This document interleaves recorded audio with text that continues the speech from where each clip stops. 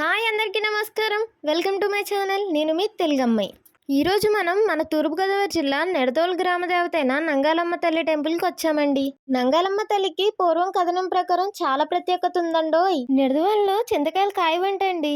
దానికి కారణం నంగాలమ్మ తల్లేనంట. ఈ విషయం మీలో ఎవరికైనా తెలిస్తే కామెంట్ సెక్షన్లో కామెంట్ చేయండి. అసలు చింతకాయలు ఎందుకు కాయవో తెలుసుకోవాలంటే మీరు ఈ కథను తెలుసుకోవాల్సిందే. మరి పూర్వం మాదేపట్నంలో యుద్ధాలు జరిగేవంట. దాంతో నంగాలమ్మ తల్లి తన కుటుంబంతో నిడదవోలు వచ్చేసిందంట.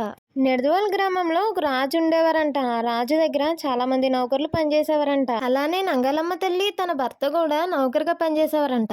అయితే ఒక రోజు రాజుగారి చేయగడియం పోయిందంట.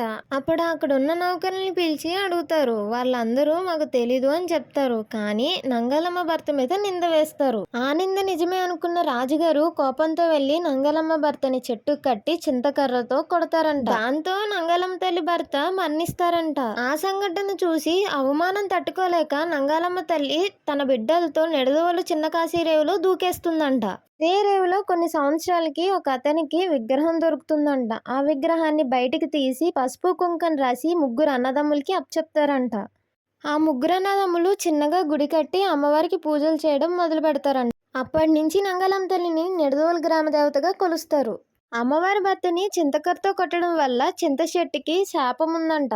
అందుకే ఆ ఊర్లో ఉన్న చింత చెట్టుకి కాయలు కాయవంట. ఇది అమ్మవారి అత్తగారిల్లు. ఇది అమ్మవారి పుట్టినిల్లు.